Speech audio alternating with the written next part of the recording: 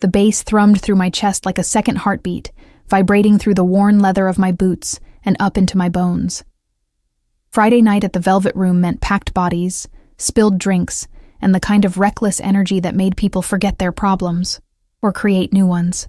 I wiped down the mahogany bar for the third time in 10 minutes, my fingers pruned from constant contact with ice water and gin, the sharp scent of citrus and alcohol permanently embedded under my nails. "Emma! Another round for table 6!" Marcus shouted from somewhere in the chaos, his voice barely cutting through the remix of some pop song I'd heard 1,000 times. I nodded, though he couldn't see me, and reached for the top-shelf vodka. My arms ached. My feet screamed. The double shift was killing me, but the rent didn't care about my exhaustion, and neither did the mounting hospital bills from Mom's last treatment. I was invisible here, just another bartender in black, pouring poison for people who had money to waste. I caught my reflection in the mirror behind the bottles. Dark circles under green eyes, blonde hair scraped back into a messy bun, the same tired face I'd been wearing for months. 23 and already running on fumes. "Emma!" I turned to find Jess and Mia stumbling toward the bar, their faces flushed with alcohol and mischief. They'd been here since happy hour, and I'd lost count of their drinks around number 5. "We're bored," Jess announced, leaning dramatically across the bar, her sequined top catching the strobing lights. "Entertain us." "I'm working," I said, mixing the vodka sodas with practiced efficiency. "Entertain yourselves." "That's what we're doing." Mia grinned, that dangerous smile that had gotten us into trouble since high school. "Truth or dare? Your turn." I groaned. "I'm not playing dare," Mia decided for me, her eyes scanning the crowd like a predator selecting prey. "I dare you to kiss the most dangerous-looking man in this bar." My stomach dropped. "Absolutely not. Come on." Jess giggled, already scanning the room. "Live a little. When's the last time you did something crazy?" "Never. I didn't do crazy. I did safe. I did responsible. I did double shifts and meal-prepped lunches, and fell asleep watching nursing tutorials, because that was the plan. Save enough, go back to school, build a real life. There." Mia pointed toward the VIP section, partially hidden behind frosted glass panels. "Corner booth, black suit. That's your guy." I followed her finger, squinting through the dim lighting and fog machine haze. The VIP area was elevated slightly, separated from the main floor by velvet ropes and a bouncer who looked like he could bench press a car. And there, in the shadows of the corner booth, I could barely make out a figure. But even from this distance, even through the crowd and the smoke and the pulsing lights, I felt something shift in the air. He sat utterly still while chaos swirled around him, an island of calm in a sea of drunken movement. I couldn't see his face clearly, just the sharp cut of his jaw, the way the dim light caught on dark hair styled with precision, the breadth of shoulders that filled out a suit that probably cost more than my car. 3 men flanked him, standing rather than sitting, their eyes constantly scanning the room with the focused intensity of guard dogs. "Him?" My voice came out smaller than I intended. "Unless you're scared," Mia sing-songed. I wasn't scared. I was sensible. There was a difference. But sensible hadn't gotten me anywhere except exhausted and broke. Sensible meant another Friday night watching other people have fun while I cleaned up their messes. And maybe it was the exhaustion, or the frustration, or the way Jess and Mia were looking at me with pitying eyes that said, "Poor Emma, always so careful, always so boring." "Fine." The word escaped before I could stop it. "What?" Jess's eyes widened. "I'll do it." My heart hammered against my ribs. "1 kiss. Then you 2 leave me alone for the rest of the night," Mia squealed, clapping her hands. "Yes. Go before you chicken out." I untied my apron with shaking fingers, my mouth suddenly dry. This was insane. This was the opposite of everything I stood for. But my feet were already moving, carrying me around the bar, through the press of bodies that smelled like expensive cologne and desperation. The bouncer at the VIP rope looked at me like I was a stray dog wandering into a palace. "I need to..." I gestured vaguely toward the corner booth. "Deliver a message." He didn't move. "From?" The bar. It wasn't technically a lie. He studied me for a long moment, then spoke into an earpiece I hadn't noticed. After a pause, he unclipped the rope. Make it quick. My palms were sweating. The VIP section was quieter, insulated somehow from the chaos below. The carpet was thicker here, muffling sound. The lighting was softer, amber instead of strobing neon. And with each step closer to that corner booth, the air seemed to grow heavier, charged with something I couldn't name. I could see him better now, mid-30s maybe. Dark hair swept back from a face that was all brutal angles. Sharp cheekbones. A nose that looked like it had been broken and reset. A mouth that suggested neither smiles nor sympathy came easily. But it was his eyes that stopped me cold. Even in the shadows, they were striking. Dark, bottomless, the kind of eyes that saw everything and revealed nothing. He didn't look at me. Not at first. He was listening to one of his men, who leaned in close to whisper something. But then, as if sensing my presence, his gaze lifted and locked onto mine. The world contracted to that single point of connection. I forgot how to breathe. He didn't smile, didn't speak. Just looked at me with the intensity of a predator considering whether something was prey or threat, and I felt stripped bare under that assessment. Every fear, every secret, every desperate hope laid out for examination. My voice cracked. I cleared my throat, forced myself to take the last few steps to his table. Hi. One of his men moved to intercept me, but the man in the suit raised a single finger, barely a movement, and the guard froze. Hi, I said again, brilliantly. My prepared explanation evaporated. The dare suddenly seemed impossibly stupid, childish. This man wasn't someone you played games with. Everything about him screamed danger, from the perfectly tailored suit that couldn't hide the muscle beneath to the way his men positioned themselves like soldiers awaiting orders. You are lost. His voice was low, accented, Italian maybe, each word precisely chosen. Not a question. A statement. No, what was I? An idiot? Someone who let her drunk friends make her decisions? I'm supposed to deliver something. His expression didn't change, but something flickered in those dark eyes. Amusement? Interest? And what are you delivering? This was it. The moment to back out, to laugh it off, say I had the wrong table, retreat to the safety of my bar where I belonged. Instead, I leaned down, my heart thundering so loud I was sure he could hear it, and pressed my lips to his. I meant for it to be quick, a peck. Evidence for Jess and Mia that I'd completed their stupid dare, but the moment my mouth touched his, everything changed. He went utterly still, that deadly stillness of a snake before it strikes. His lips were warm, firm, and for one suspended heartbeat, neither of us moved. I could smell him.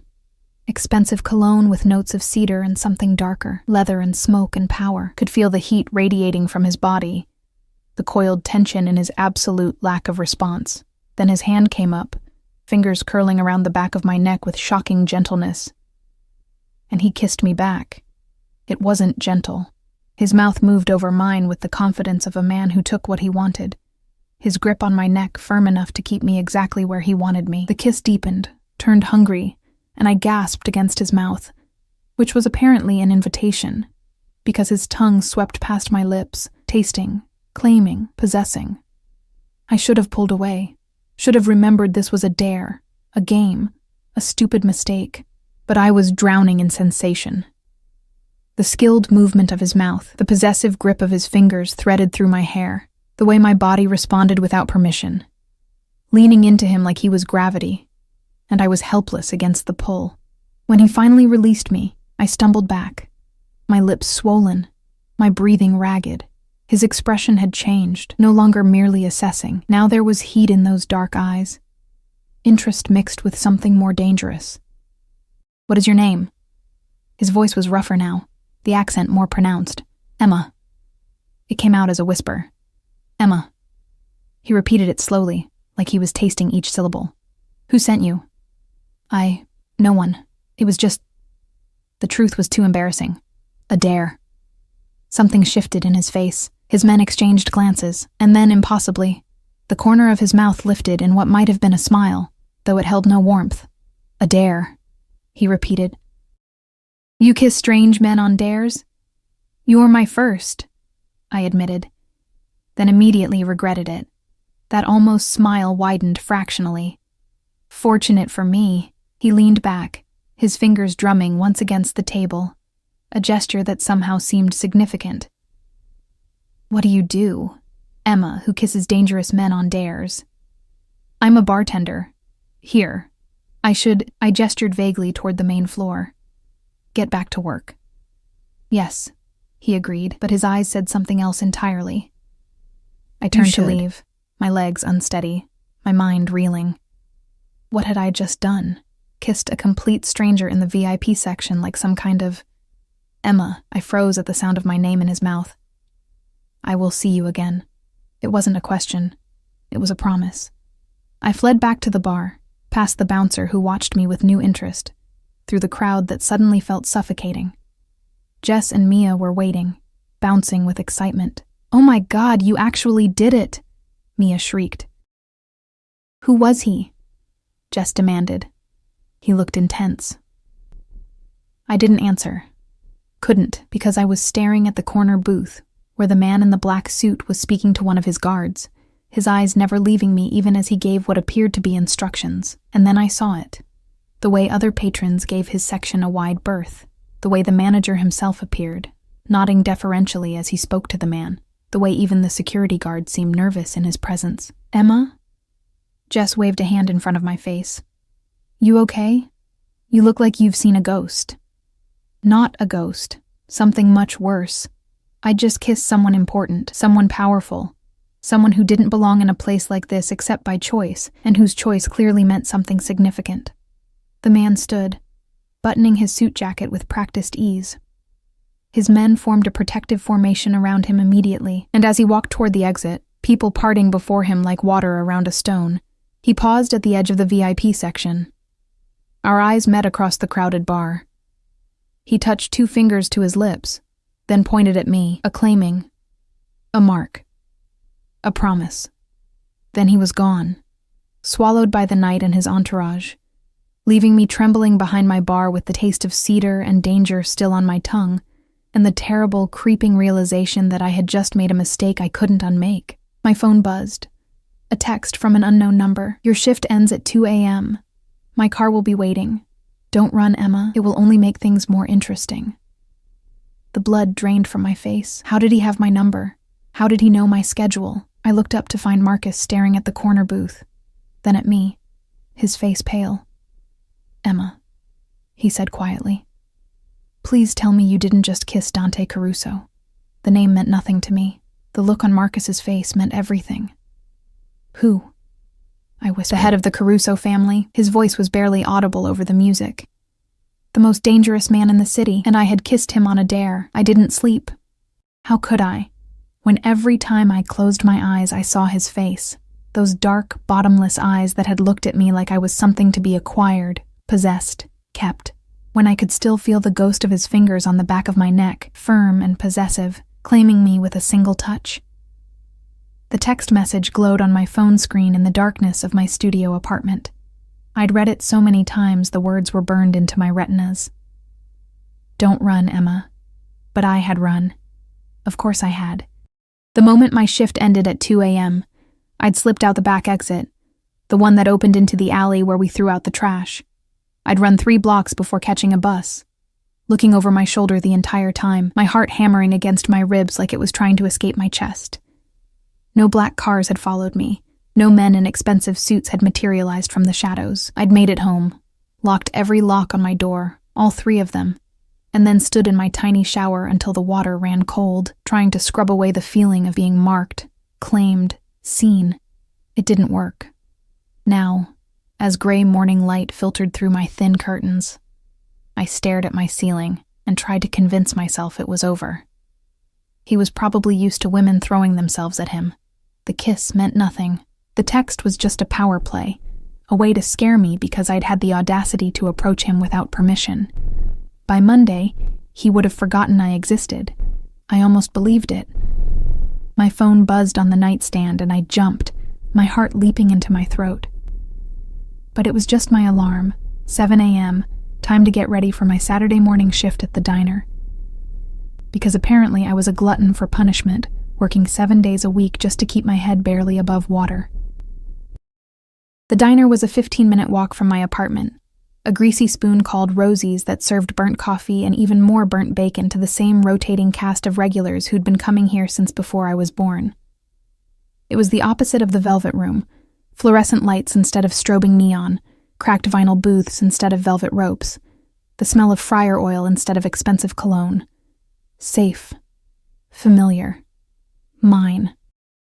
I tied my pink waitress apron around my waist and forced myself to smile at Mr. Peterson, who always ordered the same thing, 2 eggs over easy, wheat toast, black coffee, and always left exactly a 10% tip, counted out in quarters.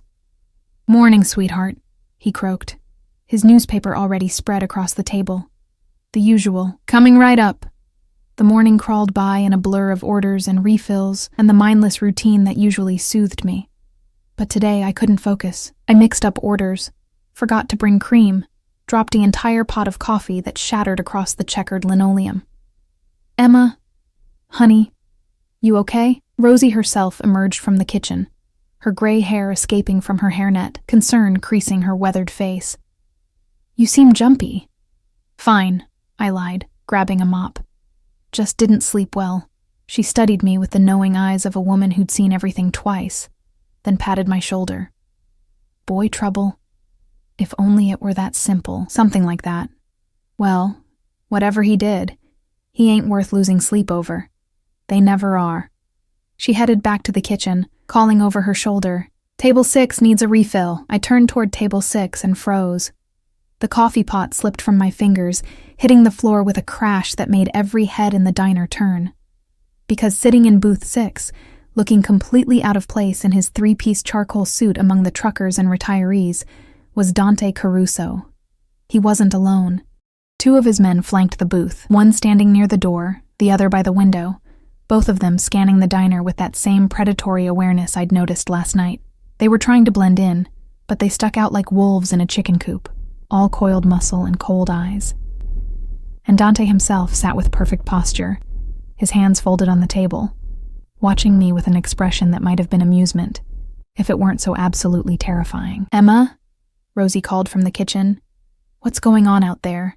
I couldn't answer, couldn't move, could barely breathe. Dante tilted his head slightly, a silent command. "Come here." My feet moved without my permission, carrying me across the diner while every instinct screamed at me to run. But there was nowhere to run. He'd found me at work, which meant he could find me anywhere. How did he know where I worked? I stopped at the edge of his booth, my hands shaking. Up close, in the harsh fluorescent light, he was even more striking than he'd been in the shadowy VIP section. His face was all brutal elegance, sharp cheekbones, a jaw that could cut glass, and those eyes. God, those eyes. They tracked my every movement like I was the only thing in the room worth watching. "You ran." His voice was soft, conversational. The accent was definitely Italian, each word rolling off his tongue with practiced precision. I had to get home. My shift was over. My driver waited for 30 minutes. He picked up the laminated menu, studying it with the same intensity he'd studied me. He was disappointed. I was intrigued. "I'm sorry," I whispered, though I wasn't sure what I was apologizing for. Kissing him? Running? Existing? "Are you?" He set down the menu, his dark eyes locking onto mine. "I don't think you are. I think you are frightened." "I'm not." "Don't lie to me, Emma." The temperature in the diner seemed to drop 10 degrees. "I value honesty above all things. Lie to me again, and there will be consequences." My mouth went dry. "Okay, yes, I'm terrified." Something flickered across his face, approval maybe. "Better, sit." "I'm working." "Sit." Not a request. I slid into the booth across from him on legs that barely supported my weight. This close, I could smell him again. Cedar and leather and something darker, more dangerous. Could see the faint scar that cut through his left eyebrow, the 5 o'clock shadow that suggested he'd been awake as long as I had. Coffee, he said, gesturing to the broken pot still pooling on the floor. You seem to drop things when you see me. Why is that? Because you're... I caught myself before saying terrifying. Unexpected. He leaned back, one arm stretched along the back of the booth, completely relaxed. Or at least, appearing relaxed. But I could see the tension in his shoulders, the way his eyes never stopped moving, cataloging exits and threats. Tell me, Emma, what do you know about me? Just your name, Dante Caruso. I swallowed hard. And that you're... important. Important. He tested the word, then smiled. A real smile this time, though it didn't reach his eyes. Diplomatic. Did your manager tell you anything else? I thought of Marcus's pale face, the way he'd pulled me aside before I left last night. Stay away from him, Emma. The Caruso family, they're not people you want to be involved with. They're dangerous. Connected. No, I lied, then immediately regretted it when his expression hardened. Emma. He said you were dangerous, I amended quickly. That your family is... connected. Connected. Another word tasted and considered. Also diplomatic. Your manager is smarter than he looks. Dante leaned forward, his elbows on the table, close enough that I could see flecks of gold in his dark irises. I will be honest with you, since I expect the same in return. Yes, my family is connected. We have business interests that are not always... legal. We have enemies, we have power, and we protect what is ours with extreme prejudice. My hands were shaking so badly I had to clasp them in my lap. Why are you telling me this? Because you kissed me. He said it simply, like it explained everything. You walked into my section, looked me in the eye, and kissed me like you had every right to do so. No fear, no calculation. Just... impulse. It was a dare, I whispered. Yes, a dare. His fingers drummed once on the table. That same gesture from last night. Do you know how long it has been since someone approached me without wanting something? Without fear or greed or ambition? I shook my head. Neither do I. He reached across the table, his hand covering mine before I could pull away. His skin was warm, his grip gentle but unbreakable. You are either very brave or very stupid, Emma. I have not decided which. Stupid, I said immediately. Definitely stupid. That almost smile returned. Perhaps. But you intrigue me, and I am a man who is rarely intrigued. I'm nobody, I protested weakly. I'm just a waitress, a bartender.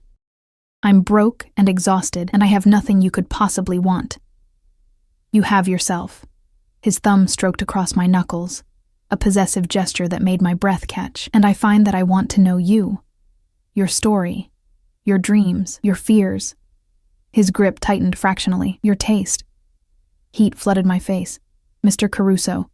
Dante. Dante, I corrected, testing his name on my tongue. It felt dangerous. Forbidden. I don't understand what you want from me. Neither do I. Not yet. He released my hand, leaving my skin feeling cold in the absence of his touch. But I will. Have dinner with me tonight. I have to work. Call in sick. I can't afford to. I will compensate you for the lost wages. He pulled out his phone, tapped something, and then my phone buzzed in my apron pocket. There. I have sent you the address. 8 o'clock. A car will collect you at 7:30. I pulled out my phone with shaking fingers. The text showed an address in the Upper East Side, the kind of neighborhood where apartments cost more than most people made in a lifetime. And below it, a notification from my banking app. A deposit. $5,000. My heart stopped. I can't accept this. You already have. He stood, buttoning his suit jacket with practiced ease. His men immediately moved to flank him, forming a protective formation. 8 o'clock, Emma. Don't run again. I would hate to have to chase you. The way he said it, soft, almost gentle, made it clear that he would chase me and that I wouldn't like what happened when he caught me. What if I say no? The question escaped before I could stop it. Dante paused, turning back to look at me with those bottomless dark eyes. For a long moment, He said nothing. Then he reached out, his fingers tilting my chin up, forcing me to meet his gaze. "You won't," he said simply. And then, impossibly, he leaned down and pressed a soft kiss to my forehead, a gesture so at odds with everything else about him that I gasped. He straightened, releasing me, and walked toward the door. His men followed, moving with synchronized precision. At the entrance, he paused, glancing back over his shoulder. "Wear something nice, Piccola. I'm taking you somewhere special." Then he was gone, leaving me shaking in the booth with $5,000 in my account and the certain knowledge that my life had just changed in ways I couldn't begin to understand. Rosie appeared at my elbow, her face pale. "Emma, honey, was that—" "I don't know," I whispered, even though I did. "You need to be careful." She gripped my shoulder, her fingers digging in hard enough to bruise. "Men like that, they're dangerous. They take what they want and they don't let go." I looked down at my phone, at the address glowing on the screen, at the money sitting in my account like a promise and a threat. "I know," I said. But even as I said it, even as fear coiled in my stomach like a living thing, I knew I would go. Because Dante Caruso had looked at me, really looked at me, and seen something worth wanting, and God help me, some desperate, broken part of me wanted to be wanted, even if it destroyed me. I stood in front of my closet at 6:30, staring at the pathetic collection of clothes hanging before me, like they might spontaneously transform into something appropriate for dinner with a Mafia boss. They didn't. 3 pairs of jeans, all faded, 2 work shirts, the black uniform from the Velvet Room, a sundress I'd bought at a thrift store 2 years ago, and in the very back, still wrapped in dry cleaner plastic, the navy blue dress I'd worn to my father's funeral. My hands trembled as I reached for it. "Wear something nice, Piccola." The Italian endearment had echoed in my head all day. "Little one." As if I were something small and precious, something to be protected rather than something to be feared. The contradiction made my head spin. This man who Marcus said was dangerous, who commanded a room with a single gesture, who had men willing to kill for him, calling me Piccola like I was delicate. The dress slipped over my head, the fabric whispering against my skin. It was simple. Modest neckline, hem just above the knee, long sleeves, respectable. The kind of thing you wore when you needed to look put together, but couldn't afford to actually be put together. I twisted my hair up, letting a few strands fall to frame my face. Minimal makeup. I didn't own much anyway. A swipe of mascara, a touch of lip gloss. My hands were still shaking. My phone buzzed. 7:15. The car is downstairs. I peered out my window. Sure enough, idling at the curb was a black Mercedes, sleek and predatory, completely out of place on my street of rusted sedans and broken streetlights. A man in a dark suit stood beside the back door, waiting with the patience of someone who had all the time in the world. This was insane. I should text back, say I was sick, say I'd changed my mind, say anything that would let me stay in my safe, small apartment where the most dangerous thing was the mold growing behind my refrigerator. Instead, I grabbed my thrift store purse, checked that I had my keys and pepper spray, and headed downstairs. The driver opened the door as I approached, his face professionally blank. "Miss Emma." Not a question. He knew exactly who I was. "Hi," I managed, my voice barely above a whisper. The interior was all black leather and new car smell, so clean it made my apartment look like a dumpster. I sank into the seat, and the door closed with a solid, final sound, like a vault ceiling shut. We pulled away from the curb, and I watched my neighborhood disappear through tinted windows. The driver said nothing, just navigated through traffic with the kind of precision that suggested military training. I tried not to think about what kind of life required a driver with military training. 20 minutes later, we entered a part of the city I'd only seen in movies. Tree-lined streets, doormen in uniforms, buildings made of stone and glass that touched the sky, old money and new power coexisting in careful balance. The car pulled up to a restaurant I didn't recognize. No sign, just a discreet number on a heavy wooden door. The kind of place that didn't need to advertise because if you didn't already know about it, you couldn't afford it anyway. The driver opened my door. "He's waiting inside, Miss Emma." He's waiting. My legs felt like water as I approached the entrance, Before I could knock, the door opened, revealing a maitre d' in a tuxedo who looked at me with the kind of polite disdain reserved for people who clearly didn't belong. "Name?" he asked in accented English. "Emma. I'm here to see—" "Ah, yes, Mr. Caruso's guest." His entire demeanor changed, the disdain replaced by something that looked almost like nervousness. "Right this way, please." The restaurant was small, intimate, maybe 10 tables total, all occupied by people who radiated wealth and power. Crystal chandeliers cast warm light over white tablecloths and silver that actually gleamed. The air smelled like truffle and wine and money. And at the back, in a private corner that overlooked the city through floor-to-ceiling windows, sat Dante. He stood as I approached, and I was struck again by the sheer presence of him. He'd changed from this morning, now wearing all black, the suit perfectly tailored to his powerful frame. A dark shirt open at the collar, revealing a hint of golden skin. His hair was still damp, like he'd showered recently, and the scent of his cologne reached me even across the distance. "Emma." My name in his mouth was a caress. He moved around the table, pulling out my chair with old-world courtesy that seemed at odds with everything I knew about him. "You look beautiful," I almost laughed. Beautiful. In my funeral dress and drugstore makeup, surrounded by women dripping in diamonds and designer labels. But the way he looked at me, like I was the only person in the room, like I was something precious, made the laugh die in my throat. "Thank you," I whispered, sinking into the chair. "You didn't have to. All of this. I wanted to." He returned to his seat, and immediately a waiter appeared with wine. Expensive, judging by the reverent way he poured it. "I wanted to see you somewhere beautiful, somewhere worthy of you." "I work in a diner that smells like fryer oil," I pointed out, trying for levity. "This is definitely not worthy of me." That almost smile appeared. "You work in a diner because you must, not because you choose to. There is a difference." He lifted his wine glass. "To choices, Emma, and to second chances." I picked up my glass with trembling fingers, the crystal cold against my palm. "What are we having a second chance at?" "Everything." He took a sip, watching me over the rim. "Tell me about yourself, the real you, not the tired waitress or frightened bartender. Who is Emma?" The question was so unexpected, so genuinely curious, that I found myself answering honestly. "I don't know anymore. I used to be a nursing student. I was going to help people, save lives, make a difference." I laughed, but it sounded bitter even to my ears.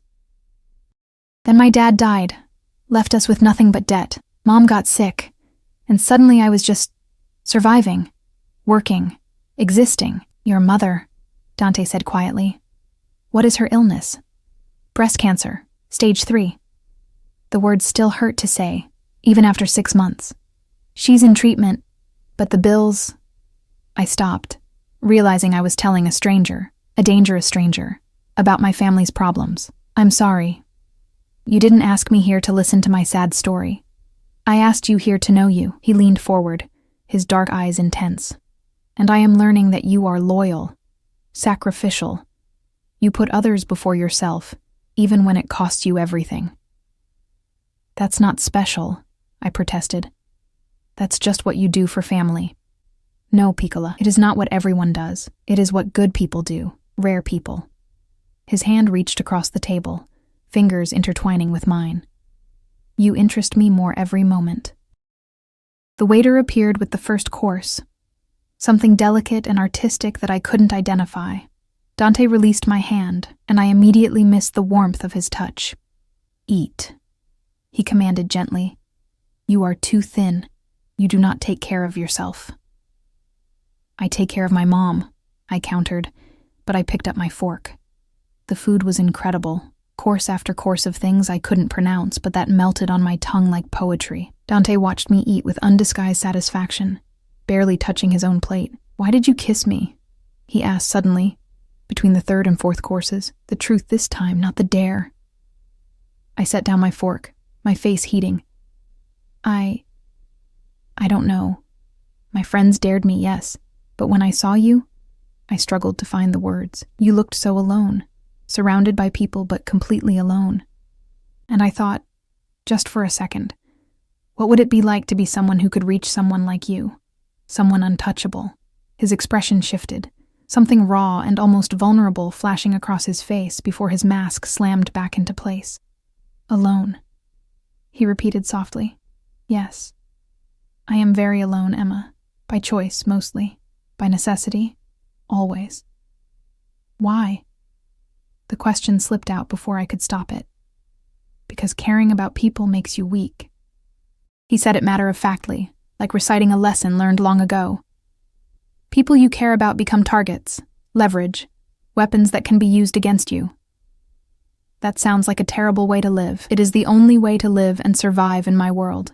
He paused as the waiter delivered dessert, something chocolate and decadent. But you make me want to be reckless, to take risks I should not take. My heart hammered against my ribs. What kind of risks? Instead of answering, he stood, moving around the table with predatory grace. He offered his hand. Dance with me. There's no music. As if on cue, soft jazz began playing from hidden speakers. The other diners didn't even look up, as if the entire restaurant existed solely to serve Dante's whims, because it probably did. I let him pull me to my feet, lead me to a small open space near the windows. The city sprawled below us, lights twinkling like fallen stars, while Dante's arm slid around my waist, pulling me close enough that I could feel the heat of his body through our clothes. I don't really know how to dance, I admitted as he began to move, guiding me effortlessly. Then let me lead. His breath was warm against my ear. Trust me, Emma. Trust him. Trust a man who admitted to running a criminal empire, who had people killed, who lived in a world of violence and power I couldn't begin to understand. But his hand was solid at the small of my back, his movements confident and sure. And I found myself relaxing into his embrace, letting him guide me across the floor. Why me? I whispered against his chest. You could have anyone. Models, actresses, women who belong in your world. Why me? Because you kissed me without knowing who I was. His hand tightened on my waist, possessive. Because you looked at me and saw a man, not a monster or a meal ticket. Because when I told you the truth about what I am, you did not try to use it or run from it. You simply asked why. I did run from it, I reminded him. Last night. Not from me, from your fear of me. There is a difference. He pulled back slightly, tilting my chin up with his free hand. I am not a good man, Emma. I have done terrible things. I will do terrible things again, but with you. His thumb brushed across my lower lip, his eyes following the movement. With you, I want to try to be better. Dante? He kissed me. Not like in the bar, hungry and demanding. This was different, softer, searching, like he was trying to memorize the taste of me, the feel of me, like I was something precious he was afraid might break. I kissed him back, my hand sliding up his chest to curl around his neck, and felt something shift between us, something dangerous and inevitable, like a storm gathering on the horizon. When he finally pulled away, his breathing was ragged, his eyes black with desire. Come home with me, he said. Not a command, a request. Let me show you my world. Let me keep you safe. Safe? I laughed shakily. You're the most dangerous thing that's ever happened to me. Yes, he agreed. But I am dangerous for you, not to you. There is a difference, Piccola, and I think you are beginning to understand it. He was right. God help me. He was right, because standing in his arms, the city spread out below us like a kingdom at our feet. I didn't feel afraid anymore. I felt claimed, wanted, alive. Okay, I whispered. His eyes flared with triumph and something darker, more possessive. Okay? Show me your world, Dante Caruso. But I'm not promising to stay in it. You will stay. He said it with absolute certainty, his arms tightening around me like he might never let go. Because once I have you, Emma, I will never let you leave. You are mine now, and I protect what is mine. It should have terrified me. Instead, some broken, desperate part of me whispered, finally, someone who would fight to keep me, even if he was the thing I should be running from. Dante's penthouse occupied the entire top floor of a building that touched the clouds. The elevator ride was silent, charged with an electricity that made my skin prickle. He stood beside me, his hand resting possessively at the small of my back, his presence overwhelming in the confined space. I could feel the heat radiating from his body, could smell the cedar and leather of his cologne mixing with something uniquely him, power and danger and dark promises.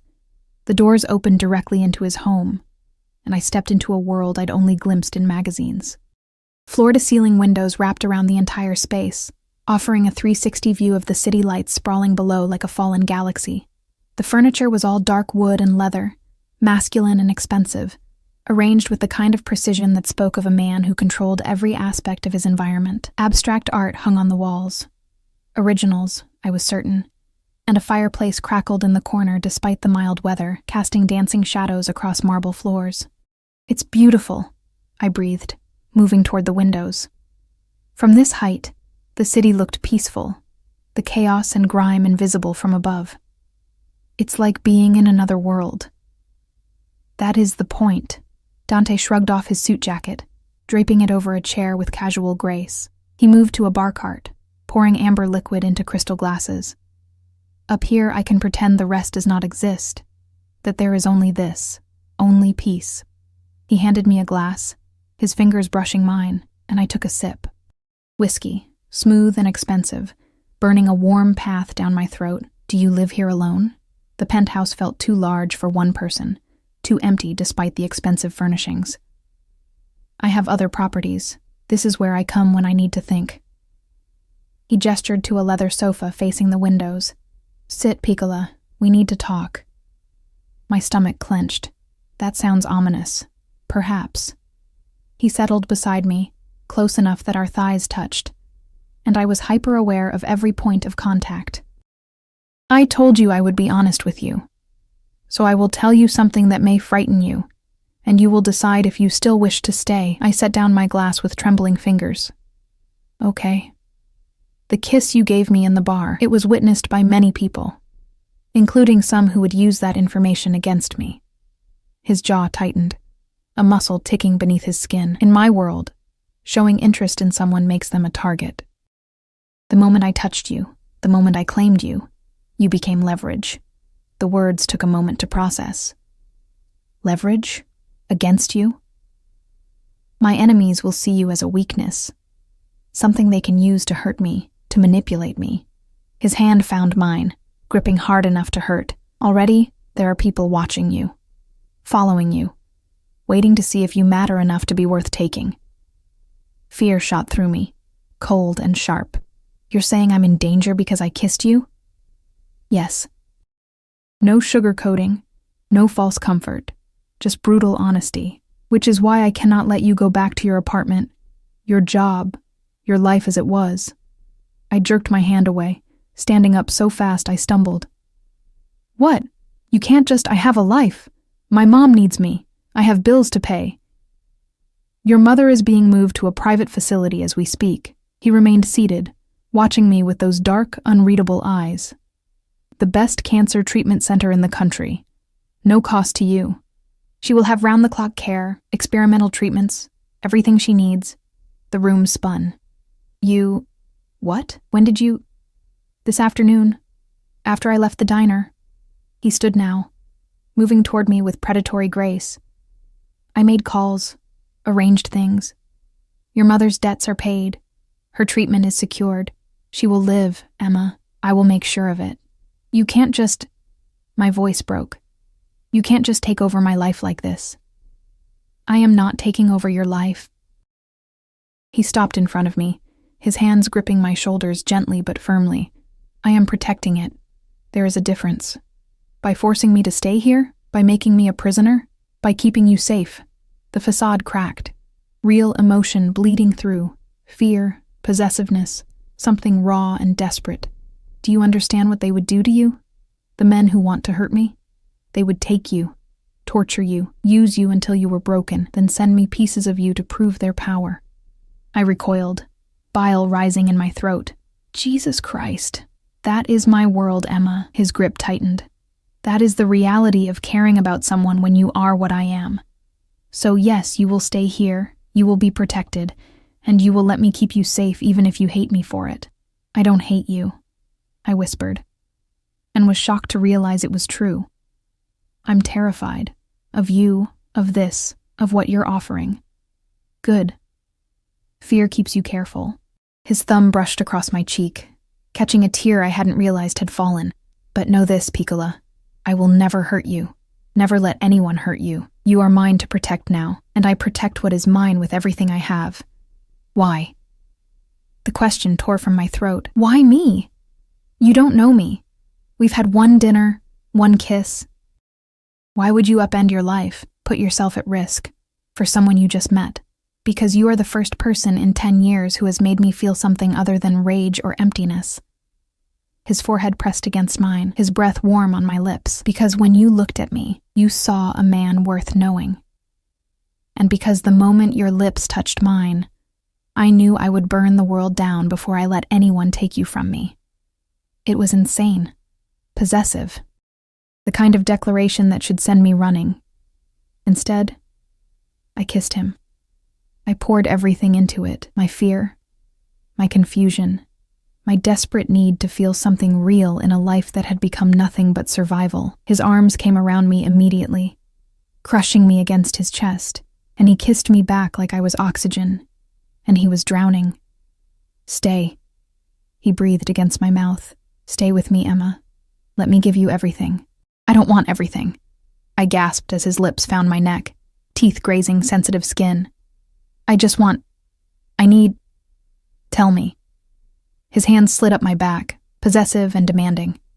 Tell me what you need. To matter. The admission broke something inside me. To matter to someone. To not be invisible anymore. He pulled back, his eyes blazing. You will never be invisible again. Everyone will know you are mine. Everyone will know that to touch you is death. He kissed me again, deeper this time, claiming, and I let him. Let him back me toward the bedroom. Let him unzip my dress with hands that shook slightly. Let him worship my body with a reverence that made my chest ache. Beautiful, he murmured against my skin. So fucking beautiful. And mine. Say it, Emma. Say you are mine. I'm yours, I whispered, and felt the truth of it settle into my bones. I woke to sunlight streaming through unfamiliar windows and the warmth of Dante's body behind me, his arm heavy across my waist, possessive even in sleep. For a moment, I let myself believe this was normal, that I was someone who woke up in penthouses with powerful men, someone whose biggest problem wasn't making rent but choosing which designer dress to wear. Then reality crashed back. My phone was buzzing somewhere. I extracted myself carefully from Dante's grip. He barely moved, though I noticed his breathing changed, suggesting he wasn't as asleep as he appeared, and found my purse on the floor. 7 missed calls from Rosie, 3 from Marcus, 12 texts from Jess and Mia demanding to know where I was, and 1 from an unknown number. Enjoy him while you can. He always loses what he loves. You'll be no different. My blood ran cold. What is it? Dante was behind me instantly, fully alert despite having been asleep seconds ago. His eyes scanned the message, and his expression turned to stone. Fuck. Who is that?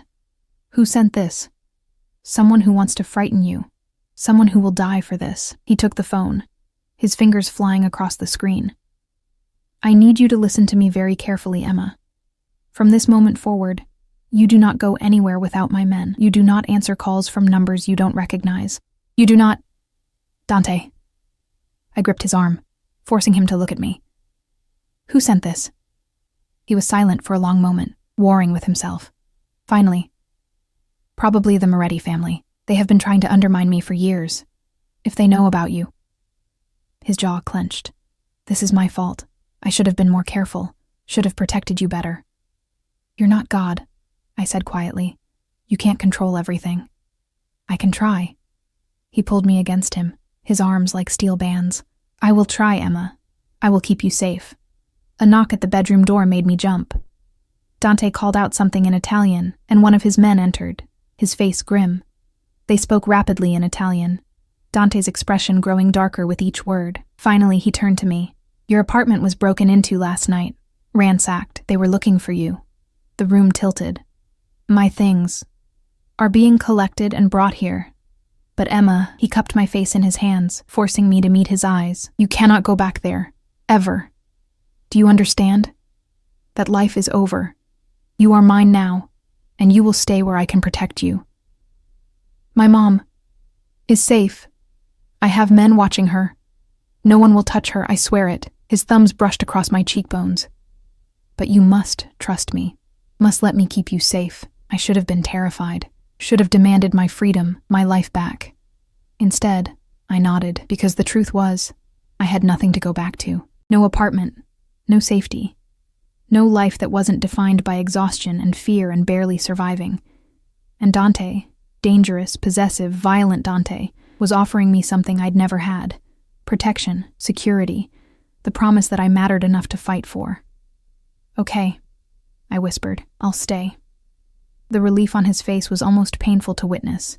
He kissed my forehead, my cheeks, my lips. Gentle kisses that contrasted sharply with the violence I knew he was capable of. I will make them pay for frightening you, he promised against my mouth.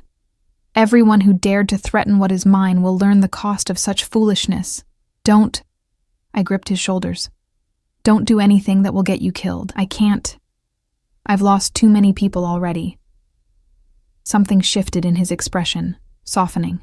You care for me. Of course I care for you, you idiot. I stopped, realizing what I was about to admit. I am what? He prompted. A rare, genuine smile playing at his lips. You're the first person in years who's made me feel like I'm worth protecting. The admission hurt, like I'm worth more than just what I can do for other people. You are worth everything, Piccola. He kissed me deeply, thoroughly, and I will spend every day proving it to you. The buzzer sounded. Someone at the private elevator. Dante stiffened, instantly alert, reaching for the gun I hadn't noticed on the nightstand. Stay here, he commanded, already moving. Dante, stay here. The words were steel, allowing no argument. He disappeared into the living room, and I heard voices, his men, speaking rapidly in Italian. Then a woman's voice, cultured and cold, cutting through the discussion. Where is she? Where is the little nobody who thinks she can replace me? My stomach dropped, because I knew that tone, knew the venom, the entitlement, the rage of a woman scorned. Dante had told me about his world, his enemies, his business, but he hadn't told me about her. And as I heard her heels clicking across his marble floors, heading directly for the bedroom, I realized his most dangerous enemy might not be the Moretti family. It might be the woman who thought she owned him first. She was beautiful. That was my first thought as the bedroom door swung open, revealing a woman who looked like she'd stepped out of a fashion magazine. Tall, willowy, with jet black hair cascading down her back in perfect waves.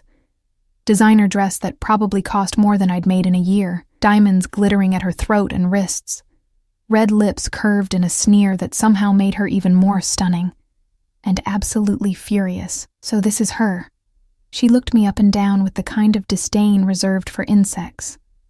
This is the little waitress who thinks she can have Dante Caruso? I pulled the sheet tighter around myself, painfully aware that I was naked in Dante's bed, while this woman stood fully dressed and armored in couture. I don't know who you are, Isabella Moretti. She said it like I should recognize the name. When I didn't react, her sneer deepened. Of course. He wouldn't tell you about me, about us. Moretti. The name from the threatening text, the family trying to undermine Dante. Dante appeared in the doorway, his face carved from stone, a gun held loosely in one hand. Get out, Isabella. Or what?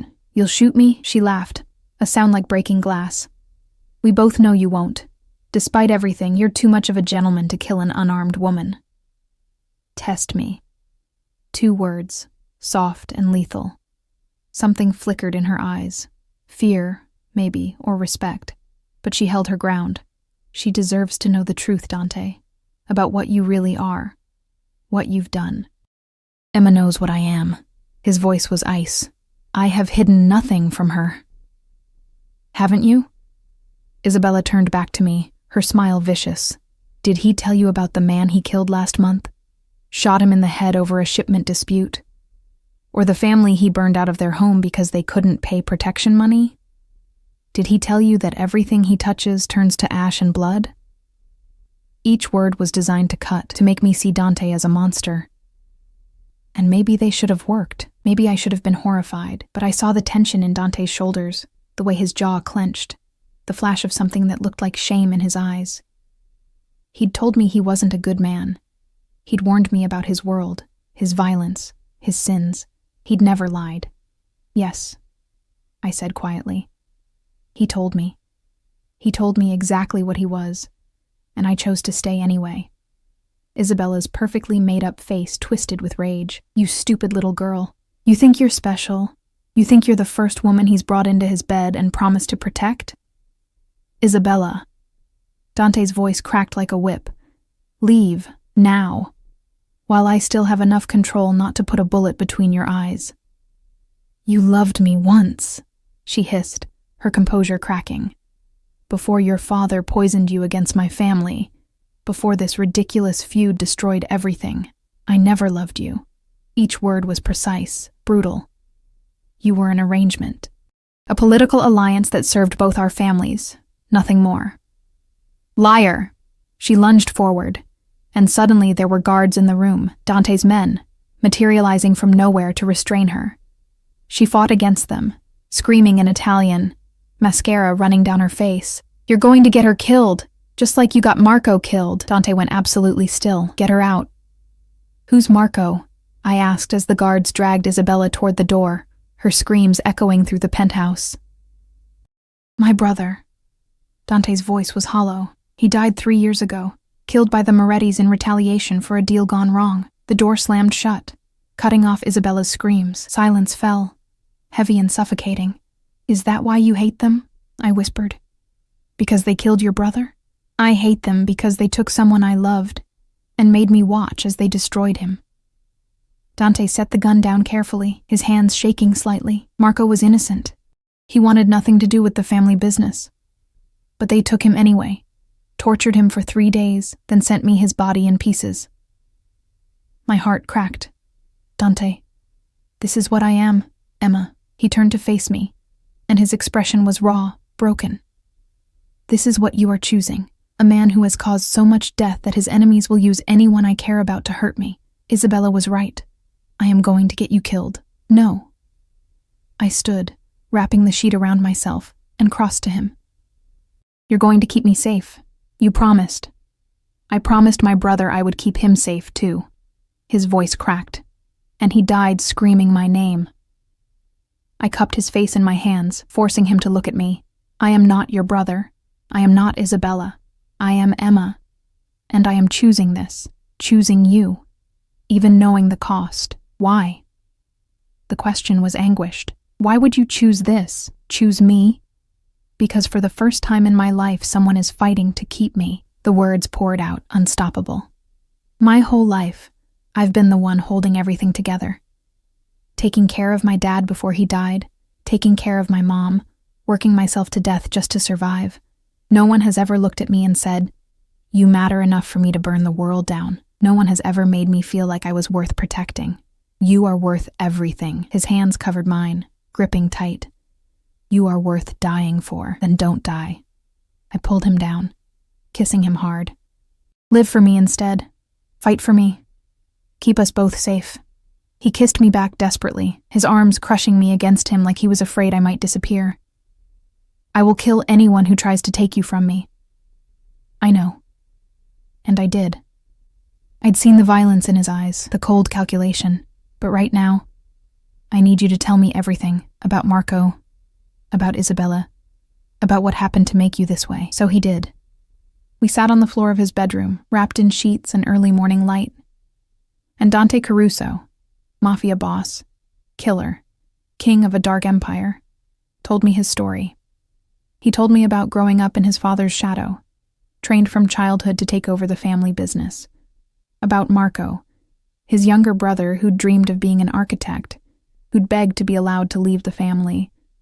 About how their father had refused, saying family was everything, blood was binding. About the night Marco was taken. The 3 days of waiting, hoping, praying, the box that arrived on the 4th day. About becoming the man his father wanted. Cold, ruthless, powerful. About building an empire on fear and blood because love only got you killed. About Isabella, the daughter of their rival family, offered as a peace treaty. The engagement that was supposed to unite their families, end the violence. About discovering it was all a lie. That the Morettis had planned Marco's death from the beginning, that Isabella had known, that the engagement was just another weapon. About the war that followed, the bodies, the blood, the slow, systematic destruction of everything the Morettis had built. I became a monster, he finished, his voice hoarse. I became exactly what my father wanted. And then I met you. I'm not going to fix you, I said quietly. I'm not going to make you a better man or redeem you with the power of love or whatever fairy tale you're imagining. He looked at me, surprised, but I'm also not going to run from you. I took his hand, intertwining our fingers. You're right. You're a monster. You've done terrible things. You'll probably do terrible things again. But you've also been honest with me from the beginning. You've protected me. You've given my mother a chance to live. And you've made me feel like I matter. You do matter. He kissed my knuckles. More than anything. Then prove it. I met his eyes. Not by killing your enemies or burning down their empire. Prove it by living. By being happy. By letting me choose to stay instead of caging me in gold and calling it protection. If I let you leave, I won't leave. I said it with certainty, not because I'm trapped, but because I want to be here, with you. But I need to know it's my choice, Dante. I need to know you trust me enough to let me choose you every day. He stared at me for a long moment, warring with himself. Then slowly, he nodded. Okay. You can come and go as you please. My men will protect you, but you are not a prisoner. Thank you. But, he continued, his grip tightening, you do not take stupid risks. You do not go anywhere without telling me. And if I say something is too dangerous, you listen. Agreed? Agreed. He pulled me into his lap, burying his face in my neck. I do not deserve you. Probably not. I ran my fingers through his hair, but you're stuck with me anyway. 3 months later, I stood in my mother's private room at the treatment center, watching her sleep peacefully. She looked better. Color in her cheeks, the constant pain lines around her eyes finally smoothed away. The experimental treatment was working. She was going to live. She looks good, Dante said from the doorway, his presence filling the space. Thanks to you. I turned to face him. He was in his usual perfectly tailored suit, but now I could read the subtle tells, the slight tension in his shoulders that meant he was worried, the way his eyes never stopped moving, cataloging threats. Thanks to us. He crossed to me, pulling me into his arms. You convinced her to try the treatment. I merely provided the means. Merely. I echoed, laughing softly. You paid for the best cancer center in the country. Money is easy, Piccola. Convincing a stubborn woman to accept help, that is the real challenge. He kissed my forehead. I know this from experience. I smiled against his chest. The last 3 months had been an education in Dante's world. Learning which families were allies and which were enemies, understanding the delicate balance of power that kept his empire running, accepting the guards who followed me everywhere, and the panic room in the penthouse and the gun he insisted I learn to use. But it had also been 3 months of waking up in his arms, of dinners where he asked about my day, and actually listened, of late-night conversations about everything and nothing, of learning that beneath the monster was a man who'd been shaped by tragedy and violence, but who was capable of surprising gentleness, of falling completely, irrevocably in love with him. The Moretti situation is resolved, Dante said quietly. Isabella has been sent back to Italy. Her father has agreed to a truce. I pulled back to look at him. Just like that? Not just like that. His expression was grim, but it is handled. You are safe now, Emma. Truly safe. I was always safe. I touched his face. Because you were protecting me. Always. He caught my hand, kissing my palm. I have something for you. He pulled a small box from his pocket, and my heart stopped. Before you panic, he said, seeing my expression. It is not what you think. Not yet, anyway. He opened the box, revealing a key. Ornate, antique-looking, clearly expensive. This is the key to every property I own, he explained. Every safe house, every apartment, every business. You can go anywhere, anytime. You are not my prisoner, Emma. You are my partner, my equal, my choice as I am yours. Tears pricked my eyes. Dante, I love you. He said it simply. No drama, no grand gesture, just truth. I have loved you since you walked up to me in that bar and kissed me like you had every right to. Like I was someone worth knowing instead of someone to fear. I love you too, I whispered. Even though you're absolutely insane and probably going to get us both killed. He laughed. A real laugh, rare and beautiful. Probably. But what a way to go. He kissed me then, soft and sweet and full of promise. And I kissed him back, tasting our future. Dangerous and uncertain and absolutely perfect, because I'd learned something in these 3 months. Safety wasn't about avoiding danger. It was about finding someone willing to stand between you and the world, someone who saw all your broken pieces and thought they were worth protecting. And Dante Caruso, monster, killer, king of a dark empire, was mine, just as I was his. Take me home, I murmured against his lips. You are home, Piccola. His arms tightened around me. Wherever I am, you are home. And for the first time in years, standing in his arms with my mother healing and my future uncertain but filled with possibility, I believed it. I was home. Not in a place, but in the arms of a dangerous man who loved me enough to let me choose him every single day.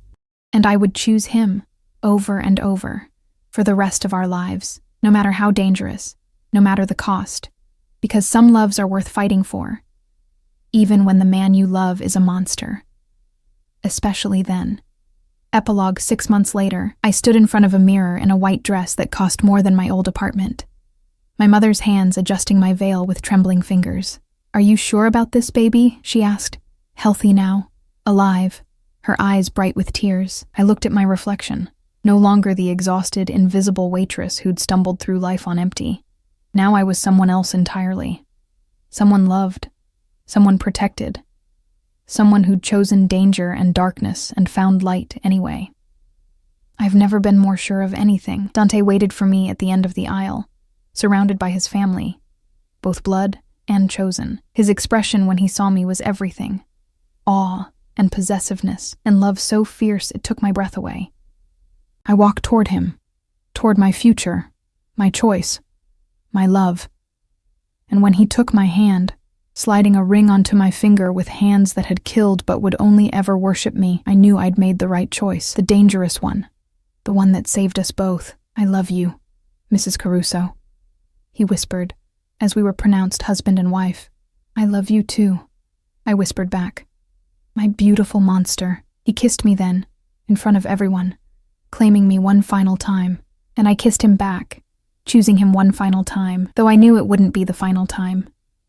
I would choose him every day for the rest of our lives. That was my promise, my vow, my forever.